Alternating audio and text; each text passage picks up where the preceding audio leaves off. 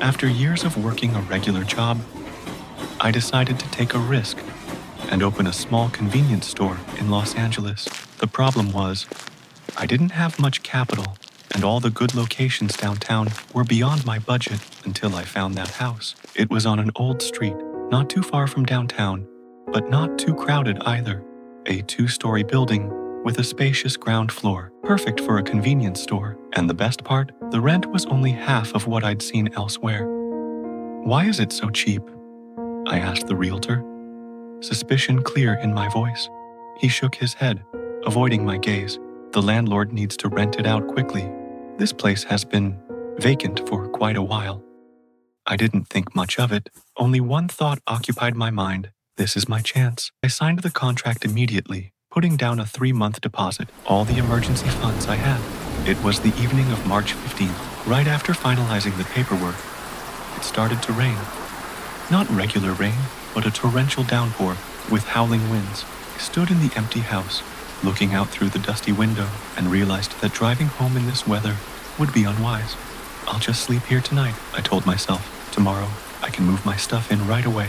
The ground floor had a small lobby at the front, and right behind that wall, I found a small room. When I turned on the light, a dim yellow glow illuminated an almost empty space. Nothing there except a simple bed placed in the center of the room. No closet, no chair, not a single decoration.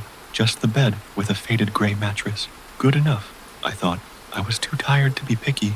I lay down around 10 p.m., the sound of rain pounding on the roof, wind whistling through the window, cracks like an ominous symphony. But exhaustion quickly defeated all worries. In a blink, I fell asleep.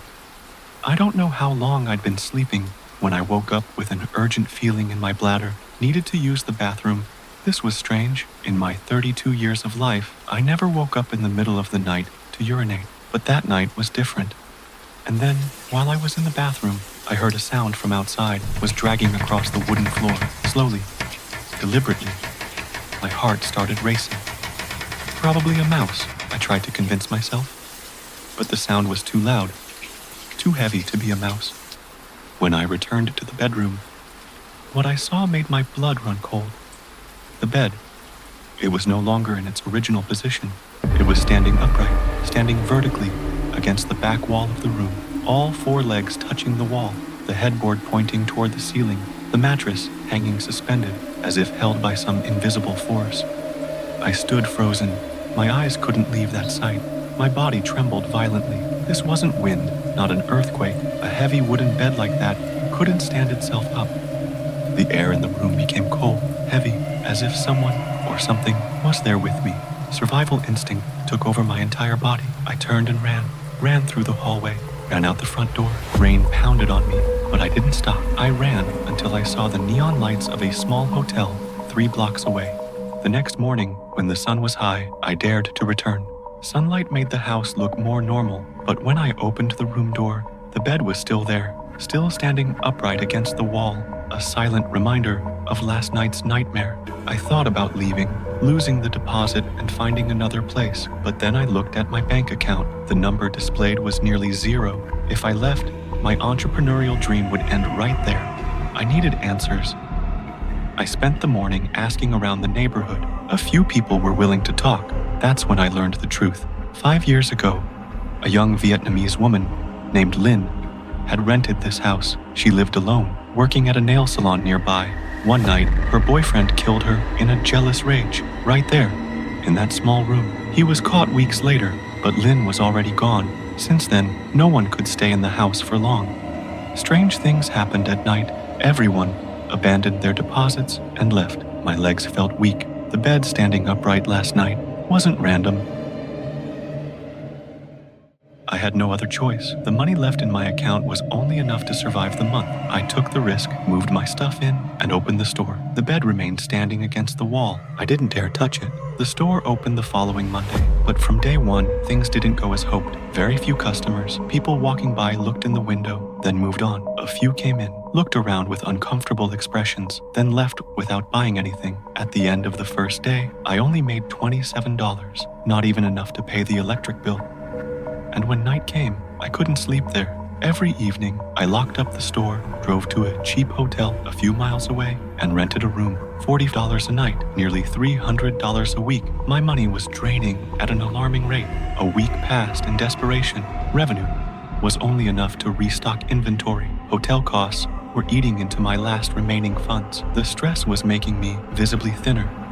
Then someone at the local community center mentioned a Vietnamese spiritual master who might be able to help.